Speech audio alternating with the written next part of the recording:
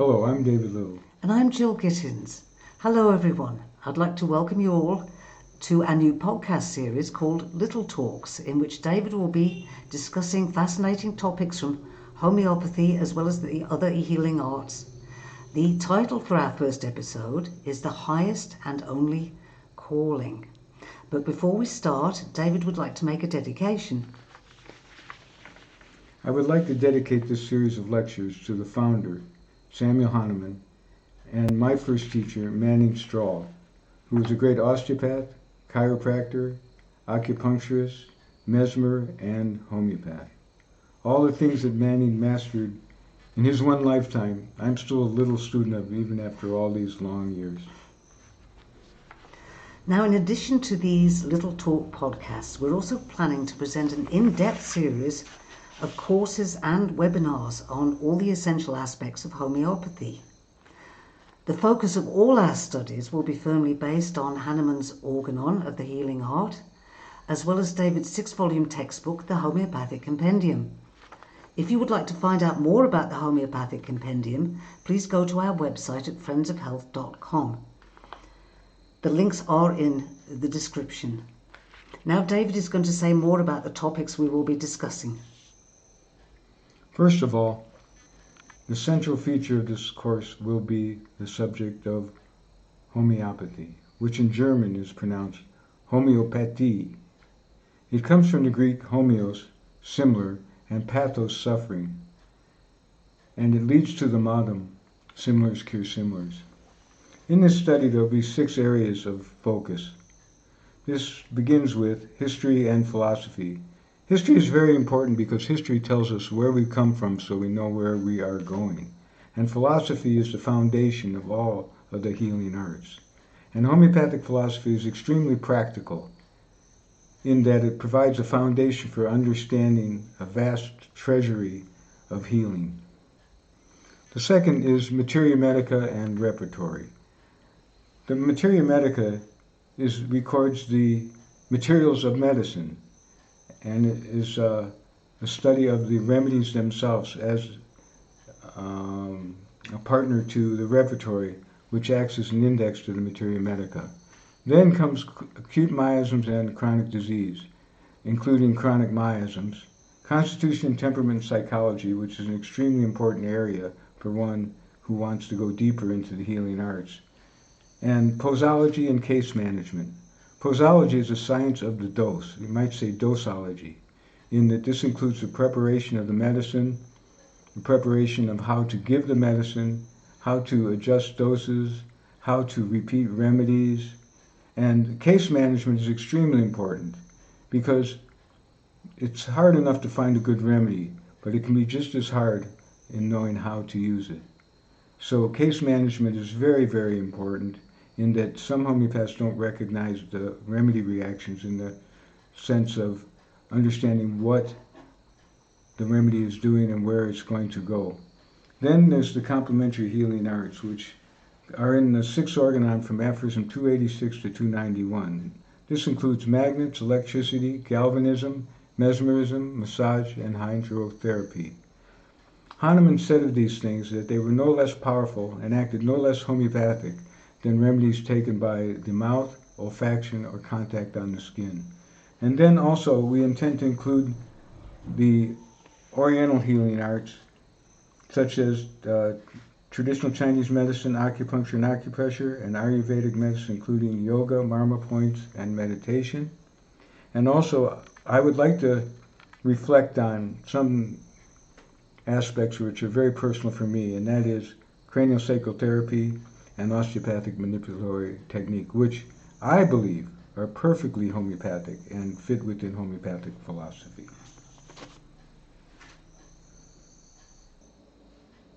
Well, all good stories should start at the beginning, so we are also going to start at the beginning.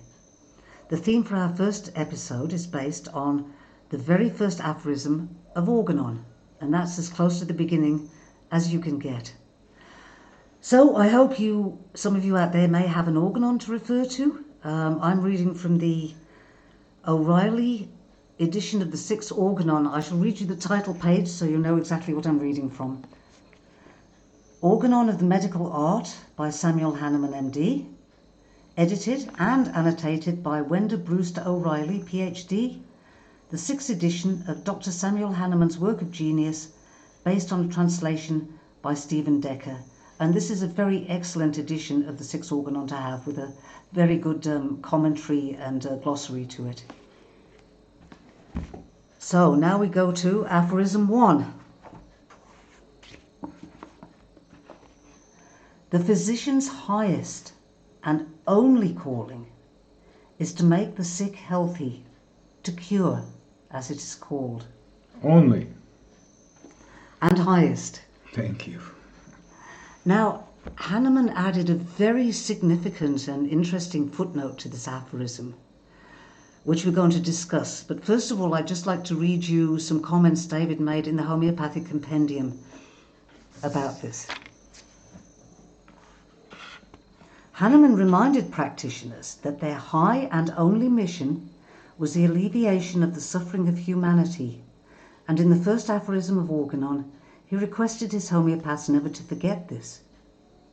Hahnemann suggested that a homeopath speak to the patient in common, ordinary language, because the use of unintelligible scientific words, fancy ideas, and pompous expressions I might be guilty of that sometimes. Only serve to confuse the patient while enhancing the ego of the practitioner. Ego? Me? In this spirit, Hahnemann besieged the healing profession to stop deceiving poor human beings by their talk and start acting instead. Now, David is going to talk about some of the deeper aspects that are brought up in this footnote. The inner reason and the proximate cause. In this footnote to Aphorism 1, Hahnemann brings out two very deep threads. First of all is the inner Wesen, which means essence, nature, being, along with several other words. And the proximate cause is the nearest cause, which in the reductionist schools is the only cause. And Hahnemann didn't support this idea at all. You can't find the inner Wesen in a test tube, nor will you see the proximate cause on an MRI. You may say, oh, I see, the brain's the problem, but what caused the brain to be a problem? Instead of asking what, who, when, why, where, and other such questions, to stop at the most obvious so-called cause, like nephritis. Cause is your kidneys are bad, but any child would ask, but why? But why? Why are the kidneys bad? What's the cause? Where's the cause? Who can find the cause? Hippocrates made it very clear in his writings that there was no single cause to a disease, that it's much more complex. He spoke about an etiological constellation of causes that cause a disease. You've got nephritis, but why do you have nephritis? You've got a brain problem. Why do you have a brain problem? You won't find the inner Wesen in a test tube. Why? Because it's invisible. You can't see it with your senses. It's supersensual. So here's the place in the quote where this is brought up. Hahnemann states that forming egotistical, empty hypotheses, quote, concerning the inner Wesen of the life processes and the origins of disease in the invisible interior of the organism is a waste of, quote, time and energy. So what is the Wesen? The Wesen is the essence, nature, and being that makes up the inner dynamis, while the vital force, the Lebenskraft, is its executive power. So Wesen, the German word, which I'm obviously pronouncing with an American accent, so anyone who's German out there, please, you're welcome to help us. So the Wesen, I'm going to read some notes here. The Wesen is the essence, nature, and being, character, creature, or entity, or soul. None of which you can see in the test tube. None of it which you can find on a scan. Natur is nature, disposition, character, temperament. The nature of it. What's its essence? What is the nature of the complaint? What is the nature of the Wesen? And the Sein. Being, existence, nature, essence, suchness, presence, essence. And the essence, of course, is from the Latin, to be. So essence, nature, being, and all these other synonyms try to point to the invisible Wesen, which you can't really see, you can't really touch, you can't really find in a laboratory. Dudgeon translated Wesen as essential nature, and in Aphorism 130 translated the word character as genius, where he spoke of the genius of a medicine. This term genius is used quite often in homeopathic writings of the English and American homeopaths. For example, Stuart Close wrote a book called The Genius of Homeopathy. Yes. Now, in this context, genius is an interesting word. Historically, the word genius had meanings that have been somewhat lost in modern speech because it's much closer to the essence, nature, and being that David's talking about. In this sense, it was understood by the German idealist philosophers like Goethe and Kant. It was also a very popular idea amongst the English romantics like Coleridge, Shelley, Keats, and Byron. And this is because the root of this word, gen, is a very, very ancient root that goes right back to the Indo-European roots of European languages. And it means birth or to be born, and is the root of many, many modern words like genetics and generations, congenital, Genesis itself. Right. So that implies that genius is a quality that is inborn, that is an essential part, and it can be applied both to people, to places, to eras, and to the creative works of human beings. And in that sense, it fits exactly with the essence, nature, and being of the Wesen that David's talking about.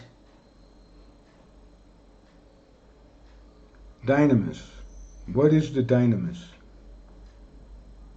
The dynamis is a term to describe energy, vitality, vigor, like in the term vigor vitae.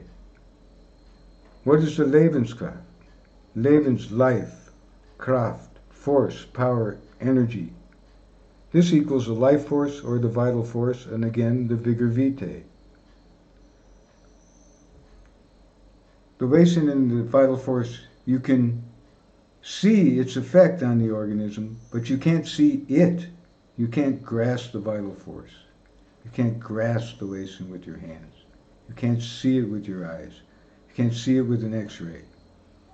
You only can know it by the mistunment of the vital force itself, which makes up the signs and symptoms. That's how you see the inner Wesen. And everything has Wesen. Plants, medicines have Wesens. There's the human Wesen, there's a Wesen of the disease, and there's even a Wesen of the remedy.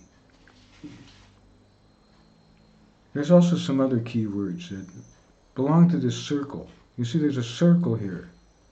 There's synonyms. One leads to the other, and they're all encompassing. Stimmen. That means to tune or attune. It means pitch or the correct tone, as in harmony. The Stimmung, the tuning, mood, atmosphere, humor, or spirit of something. That could be, well, with those baby boomers from the 60s on, kind of talk about the atmosphere. But we don't say, oh, the atmosphere in this room's really bad. We say, ooh, those are bad vibes. Vibration, the vibration itself. Then there's Verstimmung, which means mistunement, disharmony, upset, dissonance. This is a state of disease, and that you hear like music, you hear it in the signs and symptoms. So closely related to these words is the word temperament, which is a person's nature that permanently affects their behavior. An English-German dictionary, I'm going to notes here. The English and German dictionary translated temperament as character, Laune, and Stimmung, and is closely related to Beschaffenheit, which is defined in the German dictionaries as nature, composition, or constitution, and is closely related to the word constitution. So, all of these themes are introduced in the first 18 aphorisms of the Organon.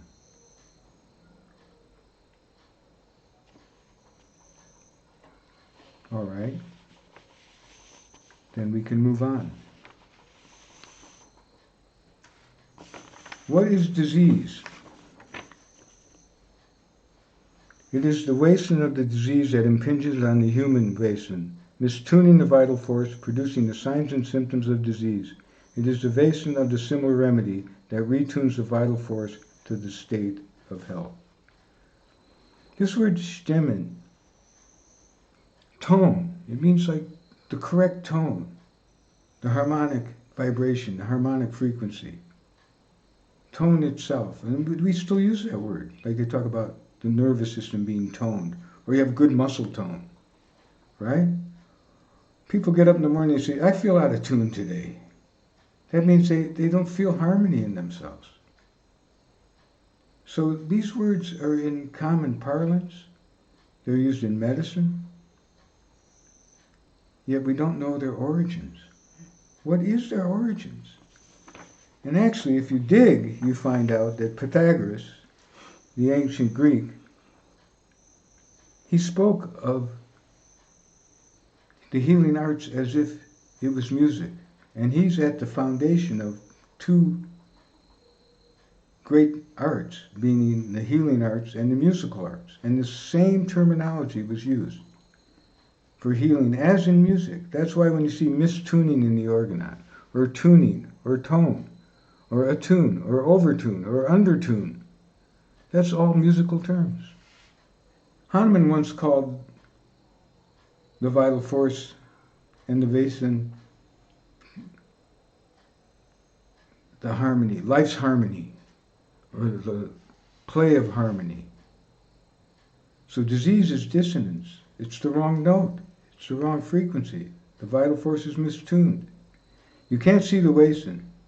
You can't grab the vital force with your hands, but you can see its effect on the organism in the state of health as tone, as the correct pitch, as harmony.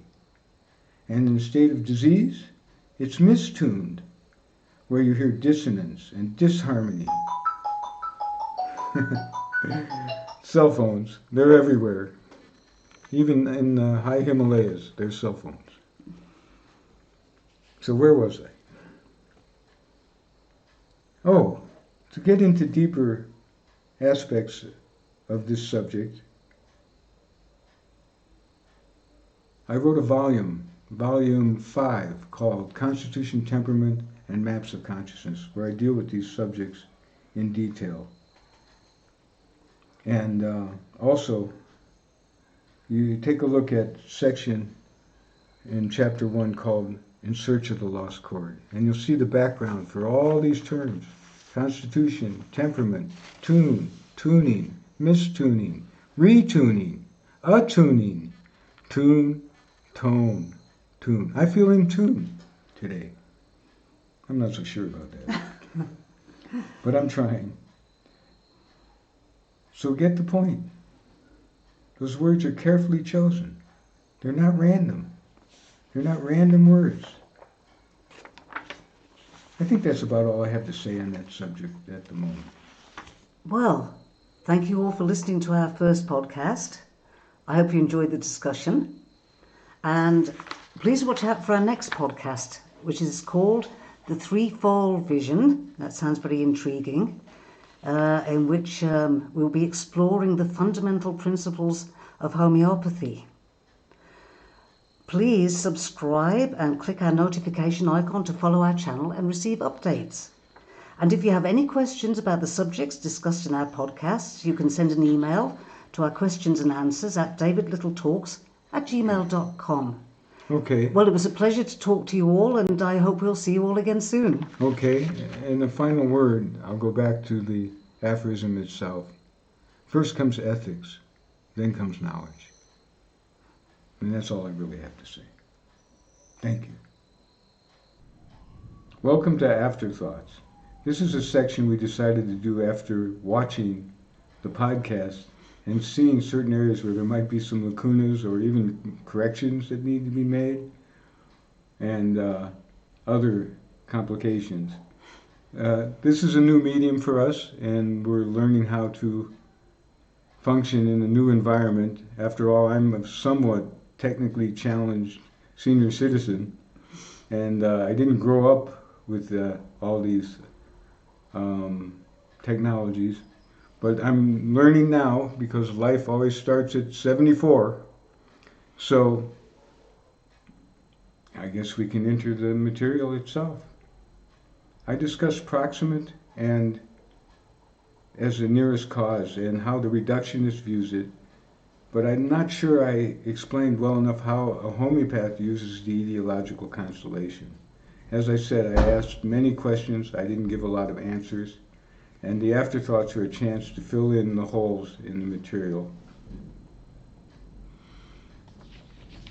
It's true that appearing in a video is a lot more challenging than audio, and also just talking to a computer screen is a little less human than talking to an audience of Different than lecturing. really live people. It also makes you lose your last illusions as to looking young. And how one really appears, it's always quite horrifying, and one has to get used to it. So these afterthoughts, yes, they're very helpful. Maybe we'll also include some bloopers if we make any. Anyway, now let's get down to the material that David wanted to add, and I'm going to read these notes he wrote. Let us return to the subject of the diagnosis of chronic nephritis. The reductionist considers the decline associated with the chronic kidney disease to be the proximate cause. That's what the blood test and the scan show. They don't show the vason or the mistuned vital force. The term nephritis does not represent the real causes, signs, performance and symptoms, nor their attendant circumstances. Remember, you can't find the vason in a scan, you can't see the vital force through an x-ray, and you only can see it by what, Jill? The signs and symptoms. Signs, performance and symptoms. Now, it is not the kidney exactly that's suffering. Who is suffering? We have to know who is suffering. We have to observe their constitution, their temperament, their predispositions. We have to know their environmental stresses and the conditions they're exposed to. It is a matter of nature and nurture. Now, the following types of questions lead the homeopath to the answers they seek. For example, does the patient have a weak physique? Or are they overweight? Or do they appear confident, solid? Do they look a little shaky? All these observations, these are part of the signs, is how to observe the individual as an individual. Right, so past the physical constitution, you may look at their emotional temperament. Are they hot-tempered, for example? Or are they very sensitive? What ailments are they predisposed towards? Do they eat a bad diet? What do they eat? Do they suffer from substance abuse? What kind of exercise do they take, if any? Do they live in a toxic environment? Are they arguing with their spouse? Who can escape from all these things? Are they stressed out over their children? Sometimes. Do they have a tyrannical boss? Uh-oh, that could be me. The true cause could be any number of these kind of things in various and unique combinations. Even in something as straightforward as a physical injury. This is important, actually. Now, why do some people recover quickly from a physical injury, while others who might have suffered the same type of injury never recover, and experience a series of bad sequels. All of this is due to constitution, temperament, predisposition, as well as the environmental factors. That's a nice little article. I would also like to add here that we managed to mangle the pronunciation of the German word Beschaffenheit. The other ones weren't too good either. But that one I really, mangled is a decent word. So we apologize to all the Germans out there. And if you would like to learn the definitions and the proper pronunciation of the German terms, you can go to the Google Translator or other online dictionaries that are available. Now, we hope that this is the end of Afterthoughts and that there won't be any afterthoughts, afterthoughts, and that we'll see you for the next podcast. I just won't look at this maybe. Maybe that's what we can do. So goodbye for now. Have a good day.